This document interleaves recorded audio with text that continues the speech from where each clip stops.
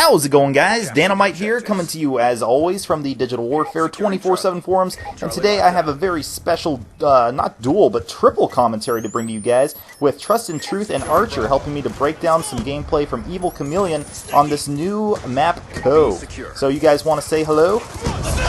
Hello.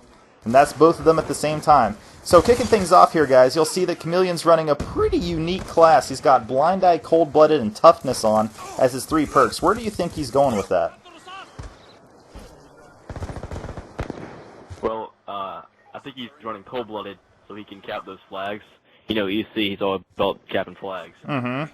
So when enemies aim at him when he's on the flag, he doesn't have a red name above him, and he can cap more flags, stay more stealthy. That makes sense. Now, why do you think he's using that as opposed to Flak Jacket? Because wouldn't Flak Jacket maybe be a little bit better for capping flags? Securing Bravo. That's what I thought as well. He's going to run Flak Jacket with his playstyle, although Blind Eye still might be a decent option. I think it has to do with the fact that the way he gets so many flags is he tries to go for like the home flag of the enemy team, and so they're not probably expecting him to try to cap there, so maybe he can use stealth a little bit more than protection with Flak Jacket. Maybe that's sort of what he's going for there. But yeah, that makes a lot of sense, because you can see several times during the game where he caps the home flag by himself. And he always flanks around and gets it solo. You don't see a lot. Yeah. What do you guys think about, like, why does he always go for the home flag instead of the B flag? Like, sometimes when the home flag's open and the B flag's open, he always just goes around for the home flag. Care package awaiting order. I think you always assume that the enemy team's going to be more centralized on the B flag. That's usually where most of the battles happen rather than the home flag. You have a better chance to cap by yourself at the home flag. Sure, that makes sense. Yeah, that's a good call. What do you guys think about the routes that he's been running so far? He's flanked around the outside a lot, not going for B as much as he's going for the home flags, getting those caps in. He is all about those caps, that is absolutely for sure. What about his selection of a SWAT with the really aggressive playstyle that he's sort of employing here? Report negative effect. Really surprising to me. You don't really see the SWAT with the rush class. At least he uses toughness though, which for 3 versus really beneficial after you're getting hit. He's definitely really good at SWAT though.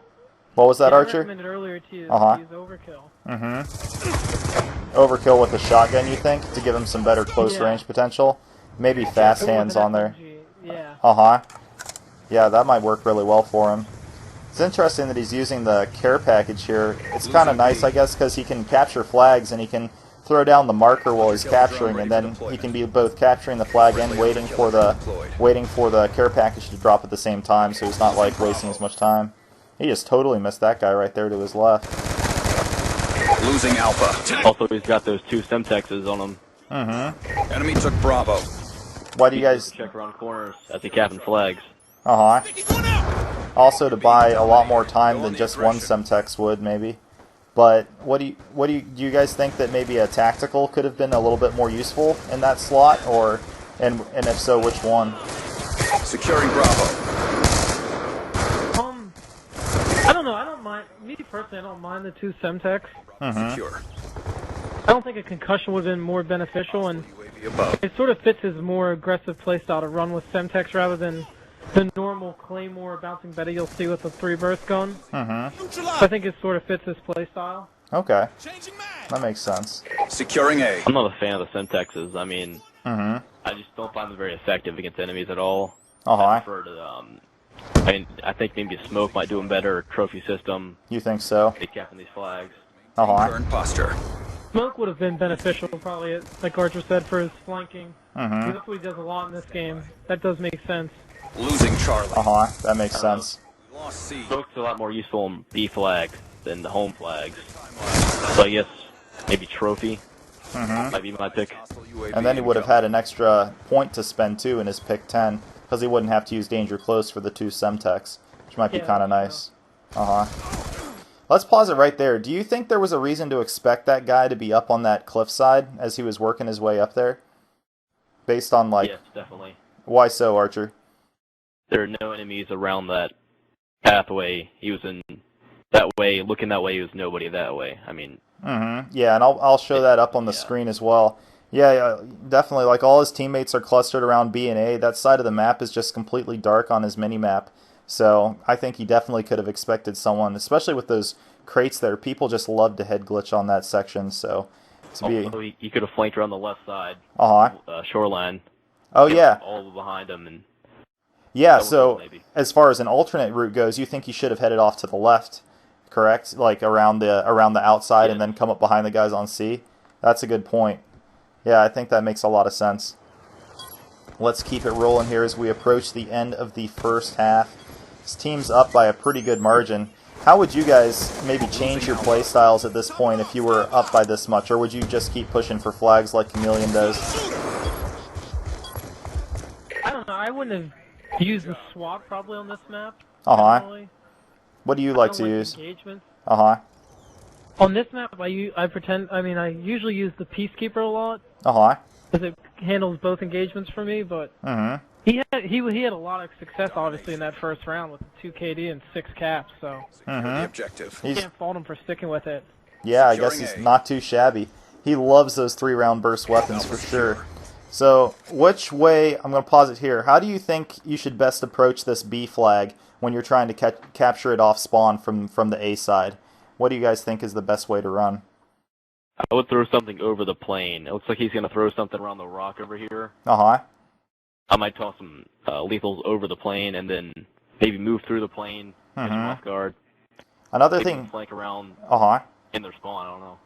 Yeah, that might be a good option, because I think everyone goes really hard on that B flag off spawn, and the guys coming off C can sit up on that cliff and overlook B really, really well, I feel like. So, one thing I'm surprised people don't do more on this map is hop up into the cockpit, because, you know, you can, like, mantle up there, and maybe use that to sort of counter the vantage point that's up on top of the cliff. But, anyhow, yeah, let's see what he does here. There's the Semtex that Archer was predicting. He's got 2 of them out there. He picks up that guy who's laying in the grass pretty nicely, but he just gets lit up. He left himself. Yeah. He left himself wide open. I usually hug the rock right there on the left side. Hug it to. This side. Let's see it. Flank out to the left and lay to the side of the rock.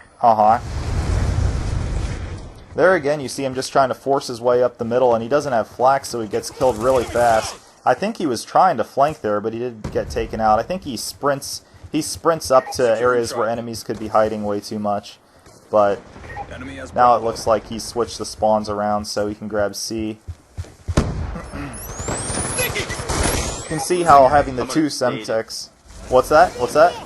I'm going to stay at the rock so longer, you know. His teammates got killed behind him. I'm going to wait for some teammates to come up. Wait for his teammates to come up and support him for the push on to B. Yeah, that's probably a good point. His style of going for those flags seems kind of reckless sometimes. He just sort of throws himself on there. In the second half, I feel like he goes off after the B flag a lot more than like the enemy spawn flags, and I think that hurts him because he doesn't have flak. He doesn't change his class to adapt or anything like that. Yeah, and you love someone playing the objective, but I think at certain points there, and rather than being the first person to hop on the middle flag, he should be more of the person, because he's always usually the first one there. He should be sometimes the guy that runs forward and tries to push the enemy back. Yeah, that's a good point. Kill him off a little bit before you push up to actually try to take it. Yeah. Here he goes running a pretty good flank. I wonder if a suppressor would help him out for those flanks, though. You guys think maybe he could go unnoticed a little bit more? Although this team seems kind of oblivious. Generally, yeah, if you're going to flank, it makes sense to use the silencer, but I think that can hurt the one-hit kill of the SWAT. And he's gotten a lot of one-hit kills this game that have saved him. Lightning strike on standby. It's a shame that he loses his care package here, I think. Actually, I think what he did there was he put the lightning strike on top of the care package, and all of the enemies sort of gravitated towards it, and he killed them off of it. It was only a RC car, but still, he ended up saving it. Yeah, pity when they found out. Yeah. That they sacrificed their lives for a mere RC. Friendly care package inbound. Yeah. See him right here. I'm move near the rock a little bit more on the left side. Yeah, the rock definitely for B flag has got to be the cover spot. It's your best cover spot. Inbound. Yeah, I'd agree. I think maybe he's thinking that because he has cold-blooded, he can hide in those trees a little bit. And right there, do you guys think putting that sentry gun down, like right as he was approaching B, right when he heard a lightning strike was coming in, do you think that was a good idea? Well, looking at it now, I would say no, but I don't know if he even registered that the lightning strike was coming in while he was placing the lightning strike. Or while he was placing the sentry. Yeah, he might not have had enough time to really register that. But I think it does end up getting him 1 kill as we... Yeah, there it goes. Got him 1 kill at least as we move ahead, but I guess if he'd been thinking ahead a little bit more... Yeah, seeing there it gets destroyed. I was surprised the lightning strike didn't just destroy it outright, but... RCXD ready for launch. One thing I noticed about Chameleon is he seems to throw a lot of Semtex grenades. Right when he spawns. And he doesn't have his gun up enough. I tend to do that too. And I know, Archer, you don't like it when I do things off spawn, like take my knife out and run around with it and stuff like that.